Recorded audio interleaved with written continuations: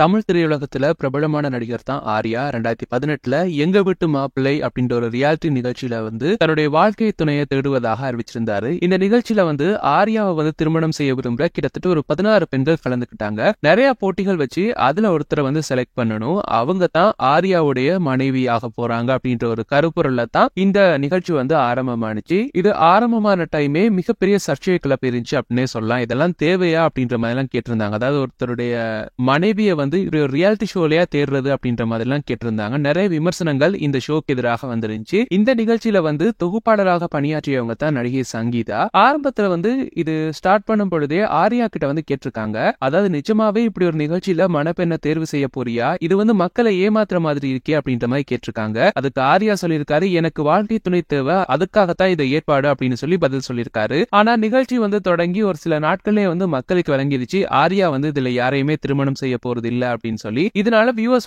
ரொம்ப ஏமாற்றம் அடைஞ்சாங்க அப்படின்றது குறிப்பிடத்தக்கது. அதுக்கு பிறகு சங்கீதா ரீசன்ட் இன்டர்வியூல இதை பத்தி சொல்லியிருந்தாங்க. என்ன அப்படின்னா, மக்களை ஏமாற்றுவது ரொம்ப தவறான ஒரு விஷயம், இது போல நிகழ்ச்சிகளை ஆரம்பிக்கவே கூடாது அப்படின்ற மாதிரி கருத்து தெரிவிச்சிருந்தாங்க. ஆனா அவங்களே நிகழ்ச்சியின் தொகுப்பாளராக இருந்திருக்காங்களே அப்படின்னு சொல்லி ரசிகர்கள் கடுமையாக விமர்சித்துட்டு வர்றாங்க. அதுலயும் குறிப்பா பணம் வாங்கும் போது இந்த விஷயம் உங்களுக்கு தெரியலையா, இப்ப மட்டும் தவறுன்னு சொல்றீங்களே அப்படின்னு சொல்லி சமூக வலைதளங்கள்ல அவங்களுக்கு எதிராக இப்ப கேள்வி எழுப்பப்பட்டு வருது. இந்த நிகழ்ச்சி பெண்களை அவமானப்படுத்துவதாகவும் கலாச்சார மதிப்புகளுக்கு எதிரானதாகவும் விமர்சிக்கப்பட்டிருந்துச்சு அப்படின்றது குறிப்பிடத்தக்கது. மேலும் தென் மாவட்ட பெண்கள் கூட்டமைப்பு இதற்கு தடை கோரி வழக்கம் தொடர்ந்திருந்தாங்க. இறுதியில ஆர்யா பார்த்தோம் அப்படின்னா இந்த நிகழ்ச்சியில இருந்து யாரையுமே திருமணம் பண்ணாம 2019ஆம் ஆண்டு நடிகை சாயிஷாவை திருமணம் செய்திருந்தாரு அப்படின்றது குறிப்பிடத்தக்கது. எங்க வீட்டு மாப்பிள்ளை ஒரு பொழுதுபோக்கு நிகழ்ச்சியாக மட்டுமே இருந்தாலும் மக்களுடைய உணர்வுகளை மதிக்க தவறியதால தமிழ் தொலைக்காட்சி வரலாற்றிலேயே சர்ச்சைக்குரிய ஒரு நிகழ்ச்சியாக இது பார்க்கப்படுது. சோ இப்படி ஒரு நிகழ்ச்சி கண்டிப்பா வந்த டைமே பயங்கரமா எதிர்த்து இதை டெலிகாஸ்ட் பண்ணாம விட்டுருக்கலாம். ஆனா ரசிகர்கள் அதை விரும்பி பார்க்க ஆரம்பிச்சது தான் இந்த மாதிரியான நிகழ்ச்சிகள் தொடர்ந்து நடந்த வண்ணம் இருக்கு. இப்போ பார்த்தோம் அப்படின்னா இதுக்கு கருத்து சொல்லி நடிகை சங்கீதா